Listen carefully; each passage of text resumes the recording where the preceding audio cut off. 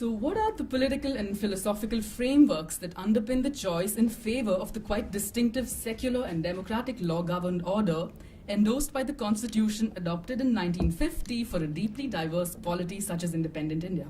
To put it differently, what politico-moral considerations can be said to have inspired the adoption of constitutionally guaranteed measures for protecting vulnerable individuals and groups from intra-group and intergroup domination respectively? In response to these questions about the intellectual history underlying some of the constitutional architecture of independent India, it is more than tempting to say that the doctrine of liberalism ranks as a top candidate, offering the ideological backing for a range of institutional choices made at the time of independence in India.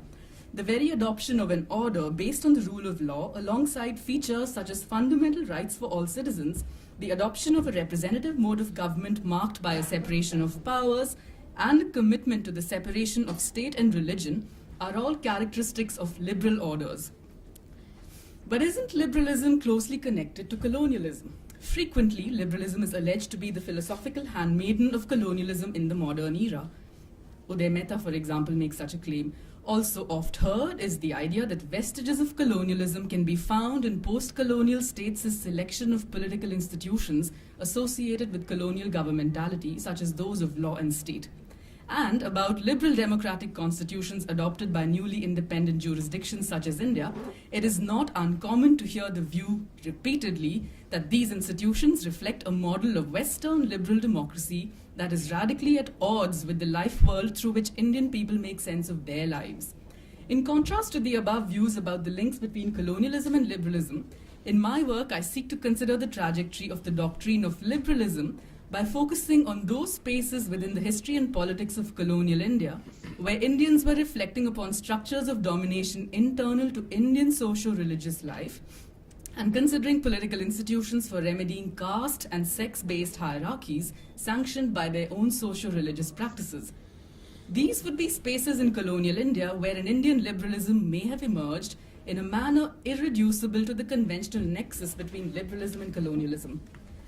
A focus on domains where the dialogue was not framed as one taking place between colonizer and colonized, but as one in which different sections of the colonized population were contesting oppressive practices located in local configurations of power, such as those sanctioned by Hinduism, could have the consequence of highlighting the reasons or intellectual history that underpins the choice of particular liberal democratic institution arrangements in independent India. Three important figures in colonial India on whom I focused in my research turn out to be from Western India, what is now called Maharashtra, and I should add, my research did not begin with an area focus.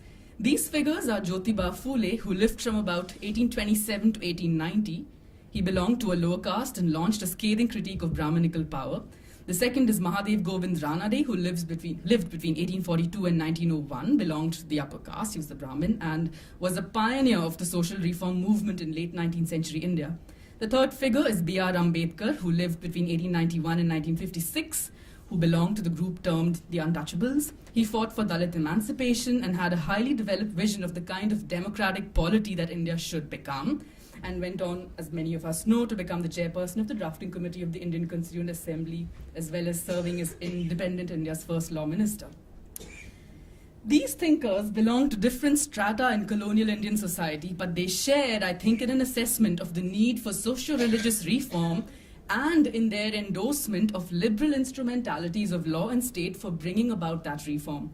The reason for probing the phenomenon of Bhakti relates to some features that I found in this trio's political thought, which I would argue have paved the way for the emergence of an Indian liberalism. All three suggested reliance upon the instrumentalities of the law and state, but in their pursuit of securing individual liberty against social power, none of them endorsed either a hyper-individualistic or an overly communitarian understanding of persons and of the kind of freedoms that persons must enjoy. On the contrary, these figures stress themes of fellowship, fraternity, and of brotherhood, whilst endorsing legislative interventions to remedy group-structured inequalities. A question here arises.